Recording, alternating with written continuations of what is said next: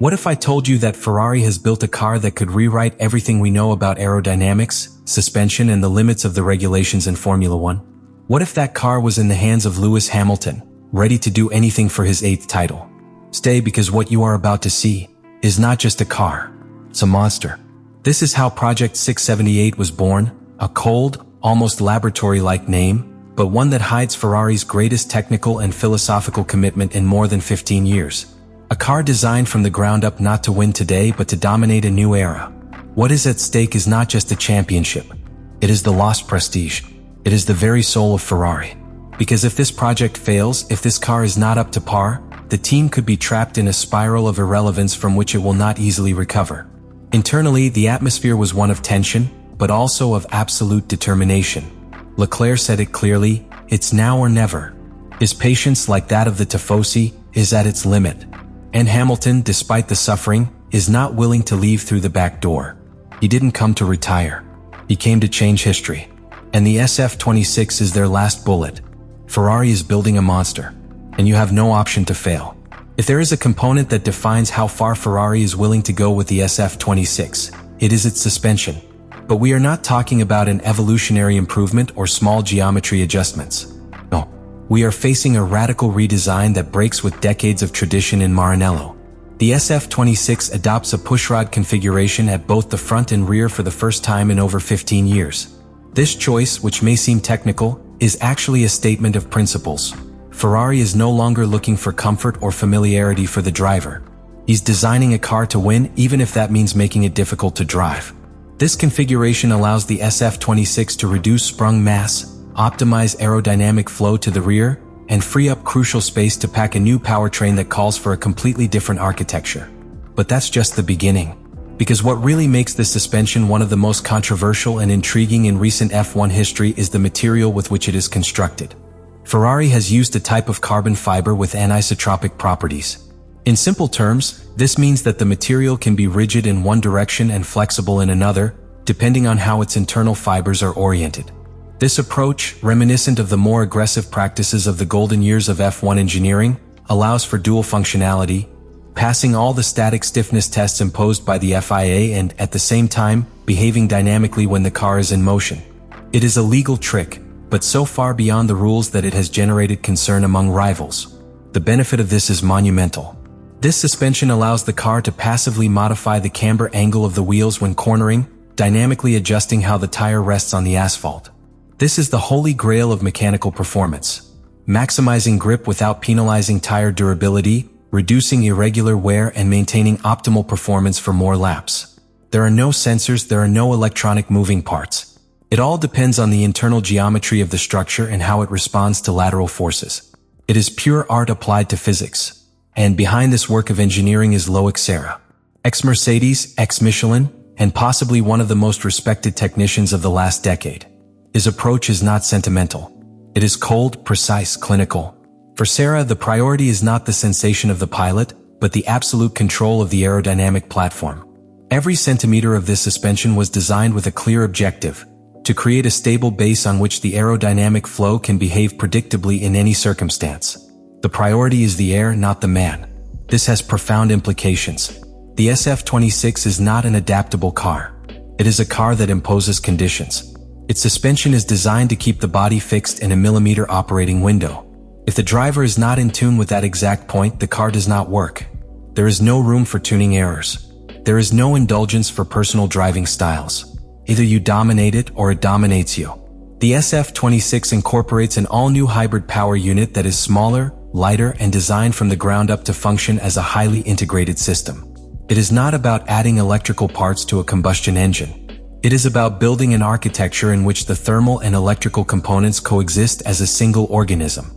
The combustion engine has been reduced to the minimum necessary, freeing up space for a larger battery, better located and much more efficient in thermal management. The aerodynamic package has been refined so that every part of the car works in harmony like an orchestra, from the nose to the diffuser. The air intake of the side pods is more compact, optimized to reduce interference with the flow towards the ground. The side intakes have been sculpted to form channels that accelerate the air and direct it towards critical areas of the flat bottom. The halo has even been profiled to act as a vortex generator that cleans dirty air before reaching the rear wing. But most intriguing is the sense that Ferrari has achieved something rarely seen in the hybrid era. A car that breathes. The SF-26 has no aerodynamic moving parts outside of the DRS, but its behavior changes depending on the load, speed, and state of the electric motor. Thanks to the ultra-tight packaging of the new engine, they have created more efficient low-pressure zones, which generate downforce without the need for large wings. It's a cleaner car, less dependent on visible appendages, more like a living surface than a modular machine. This new way of building a Ferrari was possible thanks to the joint work of departments that previously worked in parallel. Aerodynamics, fluid dynamics, thermal and mechanics were integrated into a single design flow.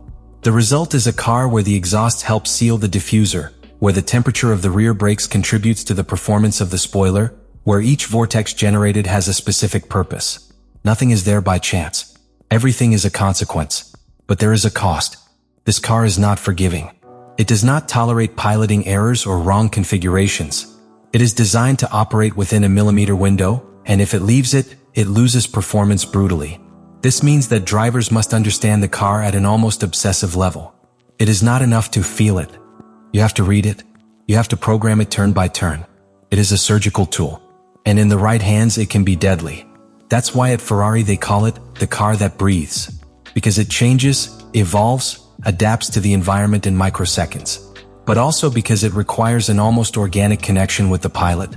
The SF-26 is not going to wait for anyone. Not even Hamilton or Leclerc. Whoever manages to unlock its potential will have a creature like no other on their hands. At the center of this story there is not only engineering, nor aerodynamics, nor impossible suspensions. At the center of everything is a man. Lewis Hamilton. And this is not the same driver who won titles with Mercedes or who broke records with McLaren. This is a different Hamilton. Older, yes. Harder too. But more determined than ever. In 2025, his arrival at Ferrari was treated as an event of epic proportions. The seven-time world champion left Mercedes, his home for more than a decade, to fulfill what many considered a prophecy, return glory to Maranello. But what he found was not a team ready to win. It was chaos disguised as hope. The SF-25 was their worst car in years, and the season the most bitter of his career. For the first time, he finished a championship without reaching a single podium. Not a celebration. Not a lap of honor. Hamilton, who arrived with an almost mystical aura, ended the season in frustration. In interviews he spoke with contained anger. He admitted to feeling disconnected, even lost. His words were not those of a champion in control. They were those of a wounded warrior. But the most shocking thing was not his fall. It was his reaction to her. He didn't run away. He didn't give up. He did not take refuge in excuses. He stayed. And he bet everything on one last chance. Because the SF-26 is not just a car for Ferrari. It is his last personal war. This car represents his response to all those who have given it up. To those who think their time has passed. To those who believe that the new generation, the Verstappen, the Norris, the Piastri, have taken over definitively. For Hamilton, this car is his last word. His way of showing that history has not yet finished being written. But this is where this story becomes more complex.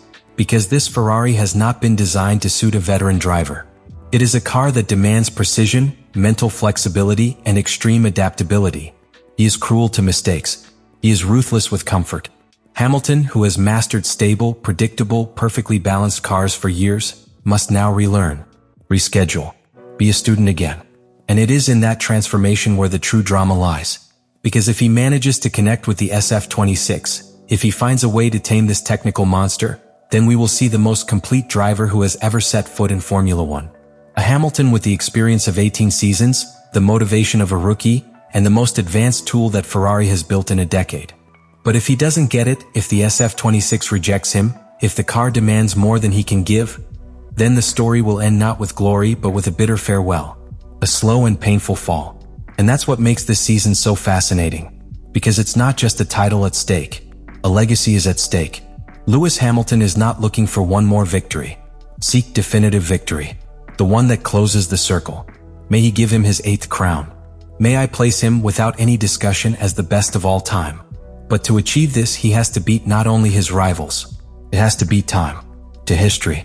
In addition, the SF-26 is his sword. His last. And every lap you take in this car won't be just another lap.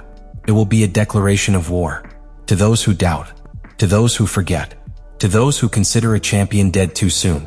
Let me know in the comments what you think about all this.